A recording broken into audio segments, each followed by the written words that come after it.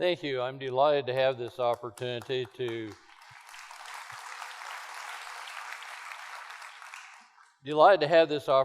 to share some of what I've learned from defending traditionally misunderstood and intensely hated bats. As you're about to see, they actually rank among our safest and most beneficial neighbors.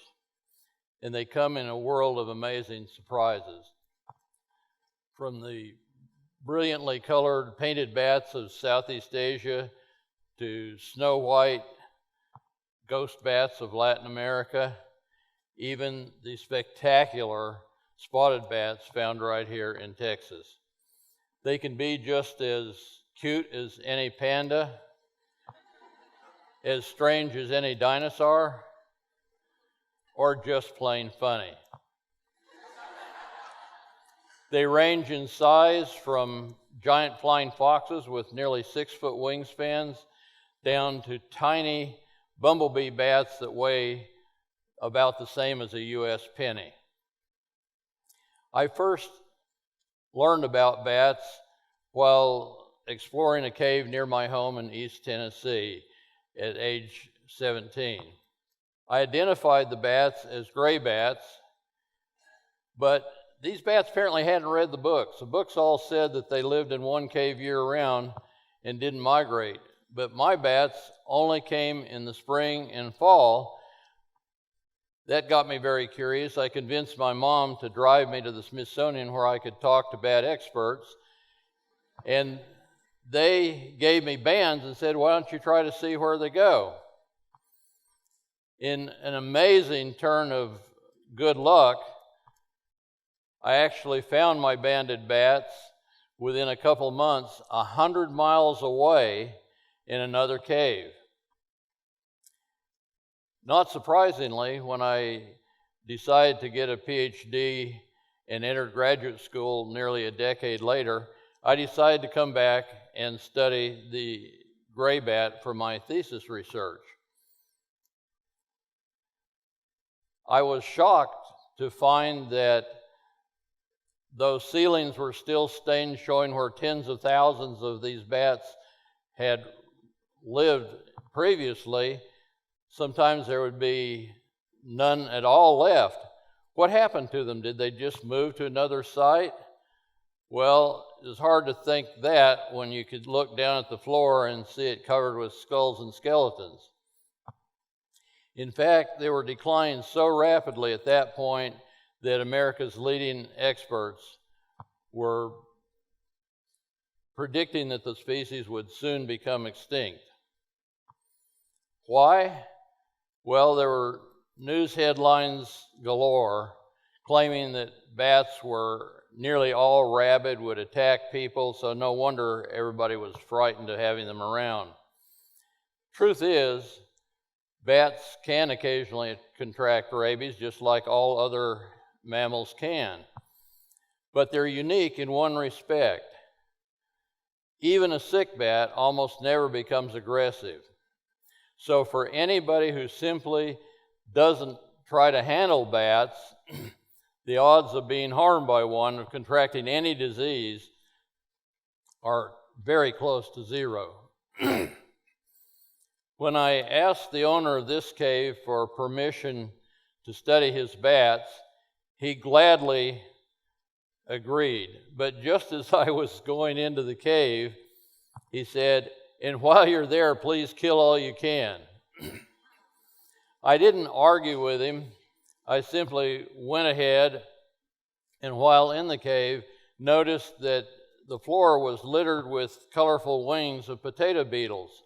I picked up a handful of them, and as I left, I showed him my potato beetle wings, and there was a moment of kind of stunned silence.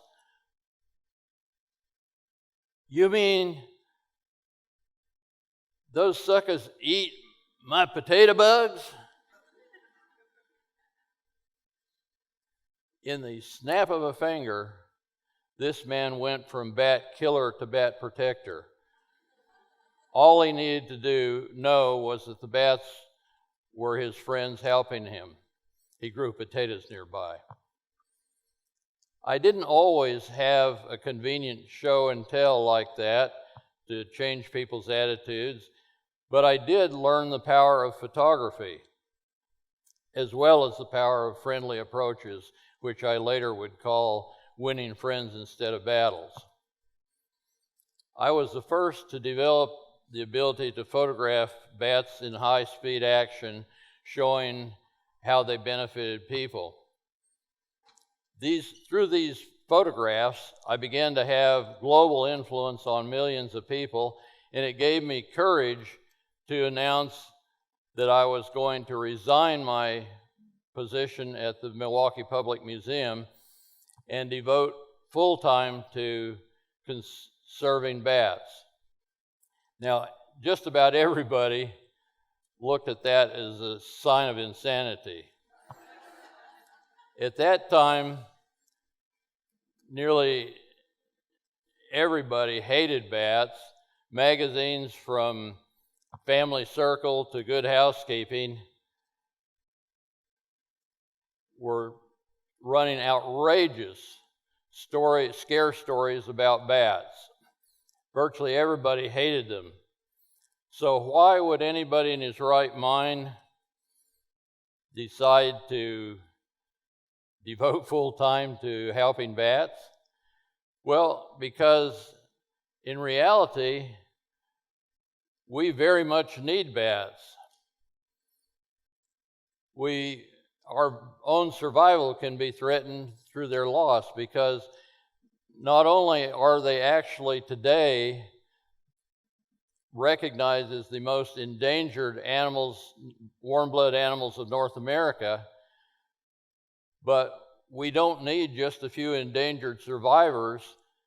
We need large numbers, because they're vital to the health of entire ecosystems and economies upon which we ourselves depend. Here in Texas, bats like this actually consume over 100 tons of insects, mostly pests, each night. And their conservatively estimated value is $1.4 billion annually in protection of crops here in Texas. Backyard bat house bats have been well documented to consume 15 species of mosquitoes, 9 of which can transmit West Nile virus. Bats are also extremely important pollinators. These are pollinating the agave in Mexico, from which billions of dollars of mezcal and tequila are produced. Bats that consume fruit are equally important. They are by far the world's most important reseeders of cleared areas in need of reforestation. And as you know, this is a key element in slowing global climate change. We're losing our forests, and we need more reforesters. Now I want to talk a little bit about my experience in using this kind of motto, winning friends instead of battles. Winning friends instead of battles has become my battle cry, and to illustrate how effective it's been, the gray bat, whose extinction was predicted not long ago, we've recovered millions based almost entirely on friendly education of cavers and cave owners. One of my favorite stories comes from American Samoa, where in the mid-'80s, flying foxes were they're right at the edge of extinction from commercial hunting. Friends and colleagues who loved these bats and never wanted to see another one shot were horrified when they found out that I had actually gone to Samoa and made friends with the commercial hunters. I went out with them as an observer on hunts. I actually helped them develop game laws that would ensure that there are always some left to hunt in the future, bag limits, seasons, things like that. How in the world could a bat conservationist do such things? Well, in the end, because of my approach to winning friends, these guys, as they learn more about the value of the bats, actually on their own declared an entire end to hunting flying foxes. And they then joined me in gaining a national park that now protects some of the world's most important biodiversity. Norma Monfort in the Philippines contacted me urgently because the government had just informed her that her bat cave was about to be destroyed in an agricultural expansion project. This one picture won the day for her. I went out there and showed the mayor and local community leaders how these bats pollinated durian. Durian is the most prized fruit of the Philippines. I explained that her 2 million bats could easily pollinate 10 million or more durian in a single night. There was no question what was going to happen after that.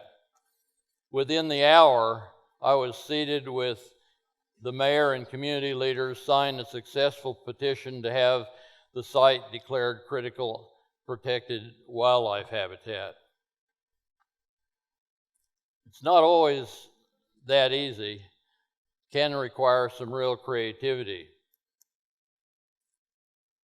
In northern Michigan, when we learned unexpectedly of the existence of one of America's largest bat colonies, hibernating bat colonies in the old Millie Hill mine,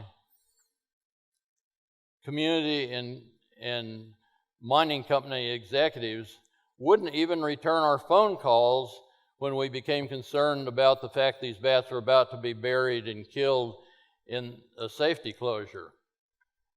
So what should I do? Well, I could have declared the Endangered Species Act, sued them. I could have gone to the media and embarrassed them, but instead I went to tell their children about bats. I got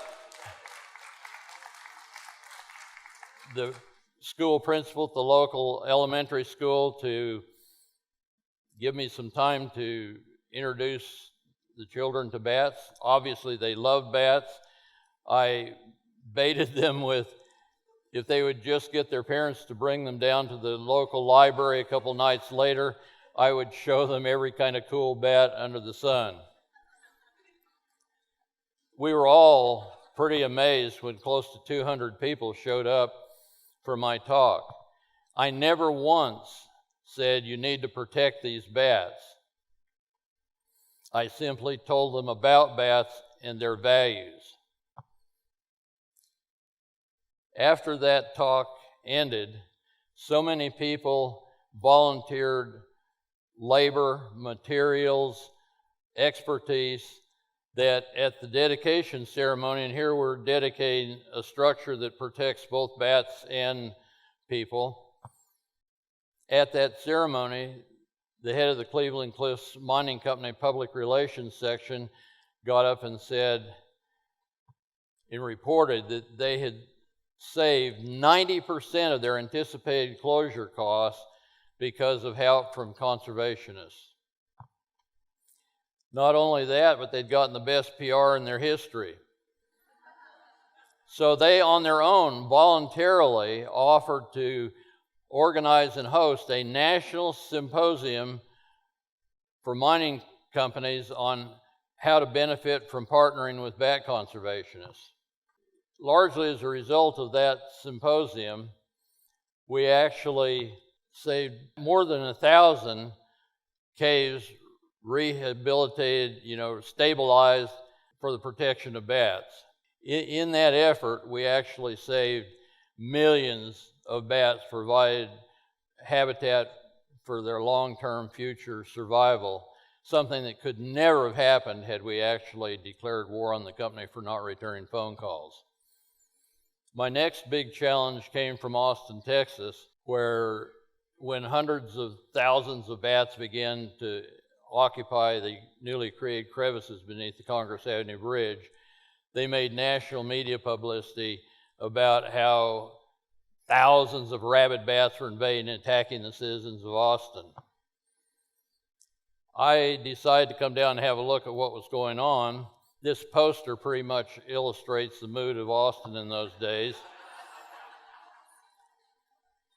Looking around, I decided that this was a golden opportunity to once and for all disprove these claims of bats being dangerous.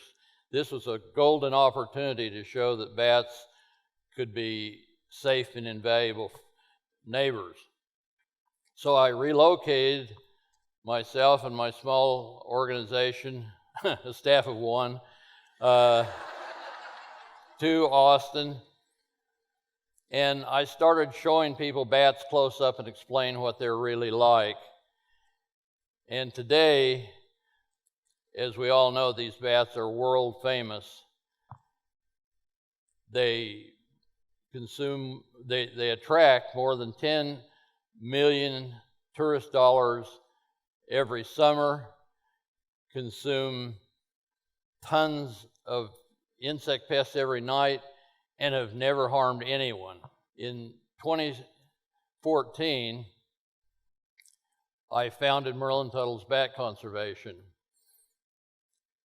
Our next big objective is to create a world education center here in Austin where people can come and learn from the Austin experience the power of winning friends instead of battles, the power of living in harmony with nature, and the value of accepting bats as invaluable helpers. Thank you very much.